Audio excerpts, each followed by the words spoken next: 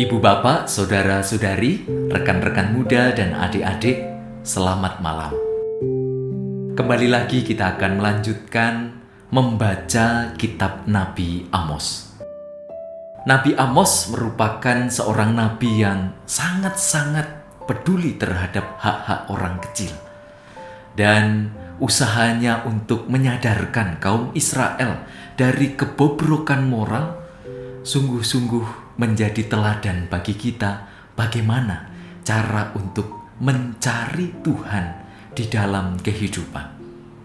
Salah satu ungkapan yang muncul di dalam bacaan yang akan kita baca pada malam hari ini adalah ungkapan bahwa kita sebagai manusia mencari Tuhan. Carilah Tuhan, maka kamu akan hidup. Mari bersama-sama kita simak dan cermati sungguh apa yang menjadi nubuat Nabi Amos.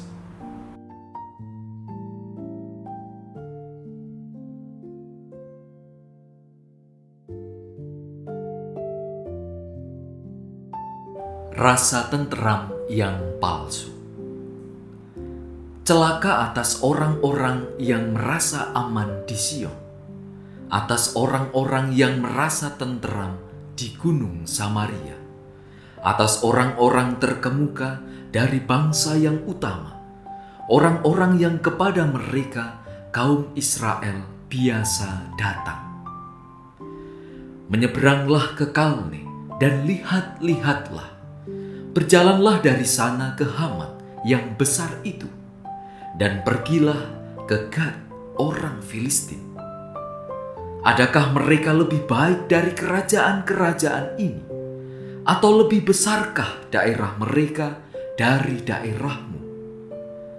Hai kamu yang menganggap jauh hari malapetaka, tetapi mendekatkan pemerintahan kekerasan, yang berbaring di tempat tidur dari gading dan duduk berjuntai di ranjang, yang memakan anak-anak domba dari kumpulan kambing domba dan anak-anak lembu dari tengah-tengah kawanan binatang yang tambun, yang bernyanyi-nyanyi mendengar bunyi gambus dan seperti Daud menciptakan bunyi-bunyian bagi dirinya, yang minum anggur dari bokor dan berurap dengan minyak yang paling baik, tetapi tidak berduka karena hancurnya keturunan Yusuf. Sebab itu sekarang mereka akan pergi sebagai orang buangan di kepala barisan, dan berlalulah keriuhan pesta orang-orang yang duduk berjuntai itu. Tuhan Allah telah bersumpah demi dirinya. Demikianlah firman Tuhan, Allah semesta alam. Aku ini keji kepada kecongkakan Yakub dan benci kepada purinya. Aku akan menyerahkan kota serta isinya. Dan jika masih tinggal 10 orang dalam satu rumah, mereka akan mati. Dan jika pamannya, pembakar mayat itu, yang datang mengangkat dan mengeluarkan mayat itu dari rumah itu, bertanya kepada orang yang ada di bagian belakang rumah, "Adakah lagi orang bersama-sama engkau?" Dan dijawab, "Tidak ada." Ia akan berkata, "Diam, sebab tidaklah patut menyebut-nyebut nama Tuhan. Sebab sesungguhnya Tuhan memberi perintah, maka rumah besar dirobohkan menjadi reruntuhan, dan rumah kecil menjadi rongsokan. Berlarikah kuda-kuda di atas bukit batu, atau dibajak orangkah laut dengan lembu? Sungguh, kamu telah mengubah keadilan menjadi racun, dan hasil kebenaran menjadi ibu. Hai kamu yang bersukacita karena Lodabar, dan yang berkata, "Bukankah kita dengan kekuatan kita merebut Karnaim bagi kita? Sebab sesungguhnya aku akan membangkitkan suatu bangsa melawan kamu, hai kaum Israel." Demikianlah firman Tuhan, Allah semesta alam. "Dan mereka akan menindas kamu dari jalan yang menuju ke Hamat sampai ke sungai yang di Araba."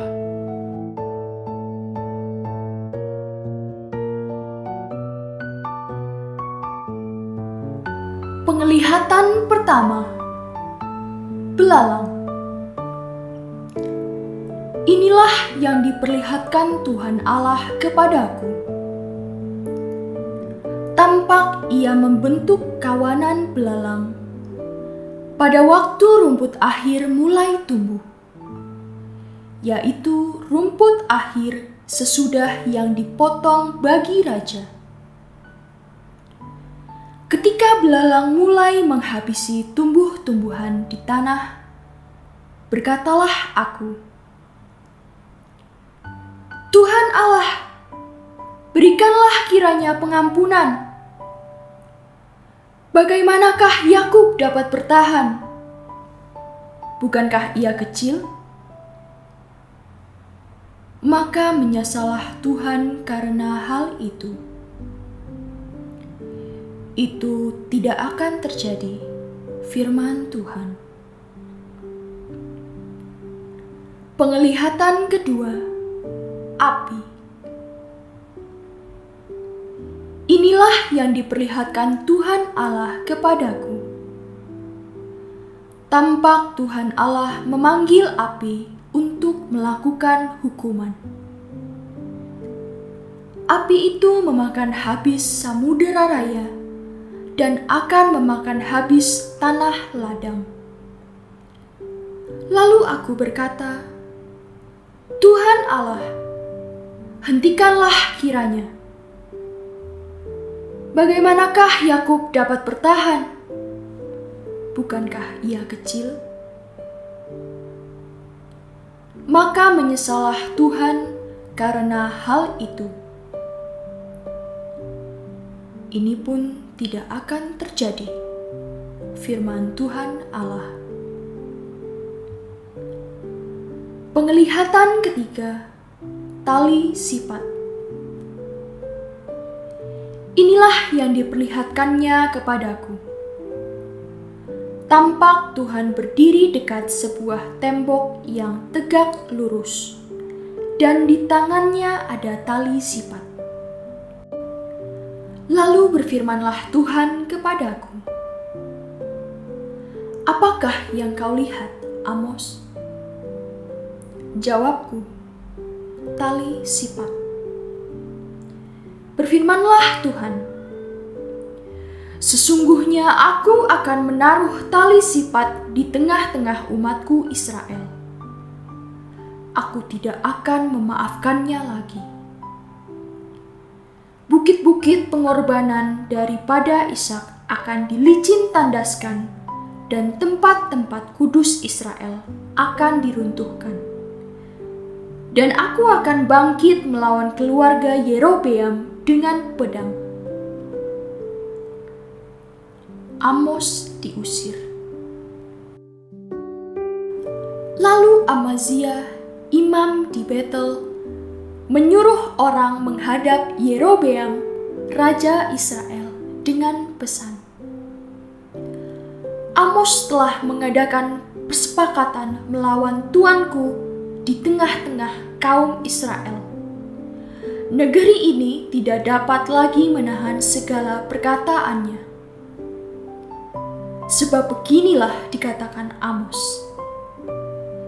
Yerobeam akan mati terbunuh oleh pedang, dan Israel pasti pergi dari tanahnya sebagai orang buangan." Lalu berkatalah Amazia kepada Amos,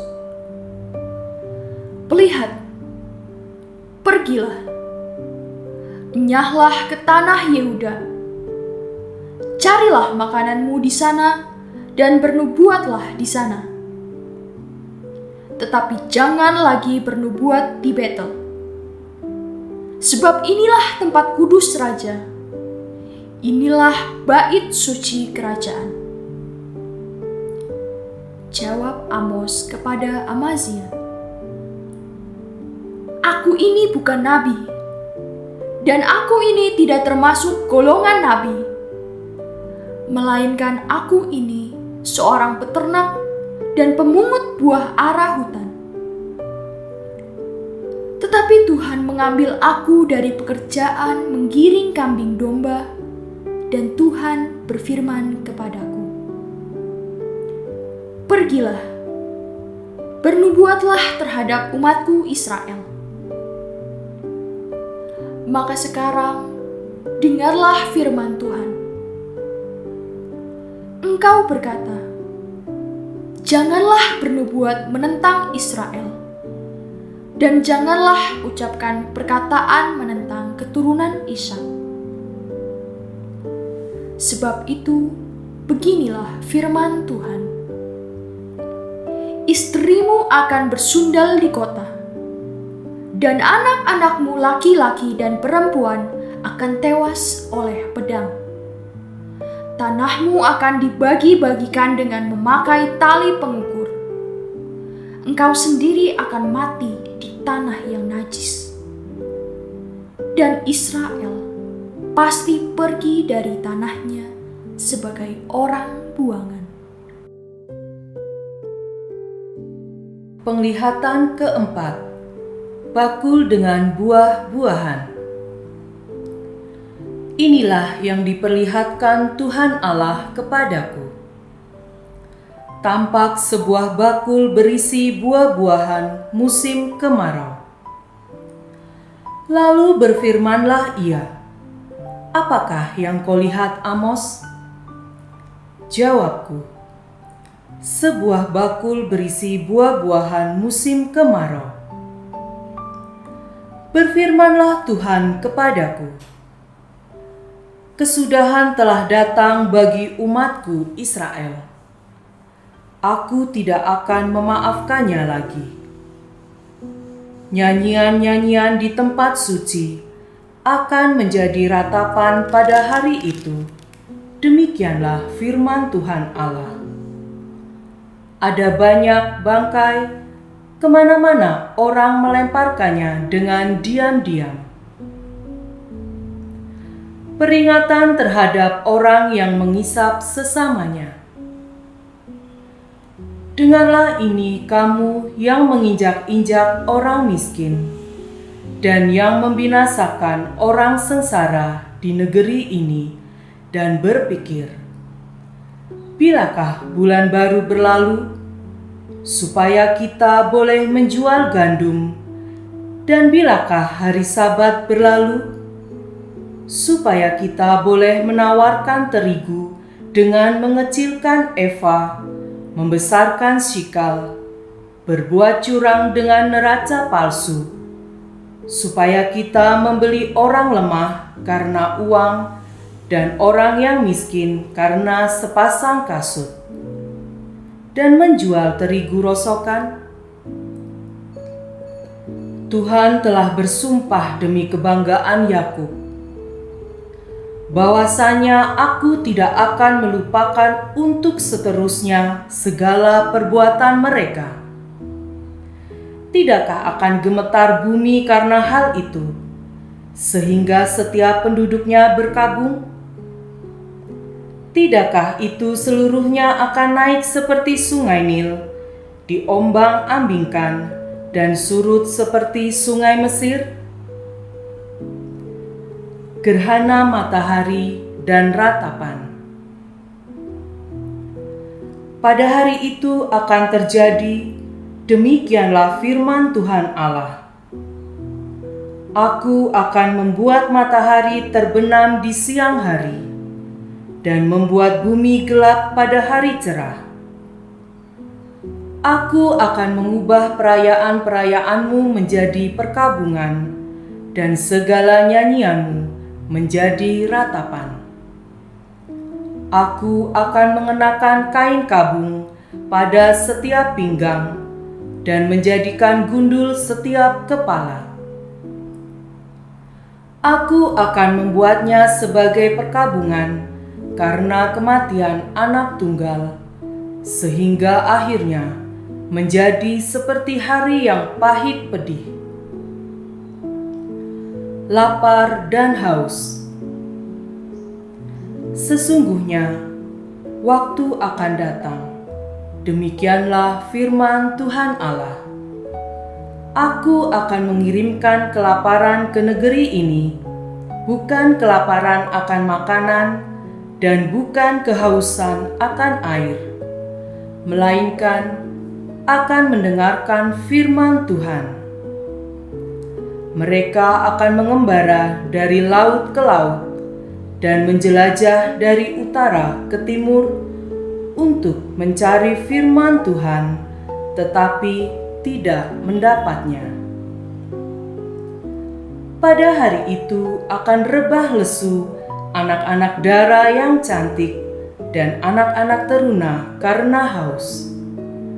Mereka yang bersumpah demi Asima, Dewi Samaria, dan yang berkata, "Demi Allahmu yang hidup, hai Dan," serta "Demi dewa kekasihmu yang hidup, hai Beersheba," mereka itu akan rebah dan tidak akan bangkit-bangkit lagi.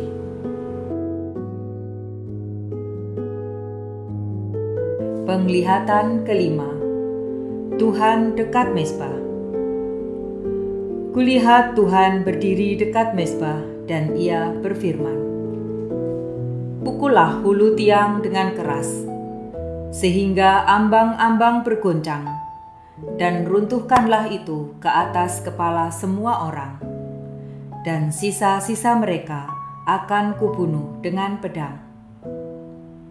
Tidak seorang pun dari mereka akan dapat melarikan diri, dan tidak seorang pun dari mereka akan dapat meluputkan diri. Sekalipun mereka menembus sampai ke dunia orang mati, tanganku akan mengambil mereka dari sana. Sekalipun mereka naik ke langit, aku akan menurunkan mereka dari sana. Sekalipun mereka bersembunyi di puncak Gunung Karmel, aku akan mengusut dan mengambil mereka dari sana. Sekalipun mereka menyembunyikan diri terhadap mataku di dasar laut, aku akan memerintahkan ular untuk memagut mereka di sana. Sekalipun mereka berjalan di depan musuhnya sebagai orang tawanan, aku akan memerintahkan pedang untuk membunuh mereka di sana. Aku akan mengarahkan mataku kepada mereka untuk kecelakaan dan bukan untuk keberuntungan mereka. Tuhan Allah semesta alamlah yang menyentuh bumi, sehingga bergoyang, dan semua penduduknya berkabung, dan seluruhnya naik seperti sungai Nil, dan surut seperti sungai Mesir. Yang mendirikan anjungnya di langit, dan mendasarkan kubahnya di atas bumi, yang memanggil air laut, dan mencurahkannya ke atas permukaan bumi. Tuhan, itulah namanya. Bangsa pilihan ditolak Allah. Bukankah kamu sama seperti orang Ethiopia bagiku, hai orang Israel? Demikianlah firman Tuhan. Bukankah aku telah menuntun orang Israel keluar dari tanah Mesir, orang Filistin dari Kaftor, dan orang Aram dari Kir? Sesungguhnya Tuhan Allah sudah mengamat-amati kerajaan yang berdosa ini. Aku akan memunahkannya dari muka bumi. tetapi aku tidak akan memusnahkan keturunan Yakub sama sekali. Demikianlah firman Tuhan.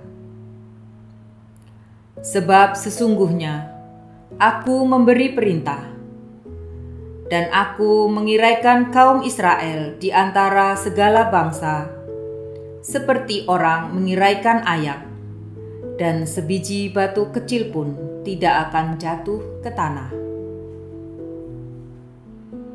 Oleh pedang akan mati terbunuh semua orang berdosa di antara umatku yang mengatakan, malapetaka itu tidak akan menyusul dan tidak akan mencapai kami. Janji mengenai keselamatan. Pada hari itu, aku akan mendirikan kembali pondok Daud yang telah roboh. Aku akan menutup pecahan dindingnya dan akan mendirikan kembali reruntuhannya. Aku akan membangunnya kembali seperti di zaman dahulu kala, supaya mereka menguasai sisa-sisa bangsa Edom dan segala bangsa yang kusebut milikku. Demikianlah firman Tuhan yang melakukan hal ini.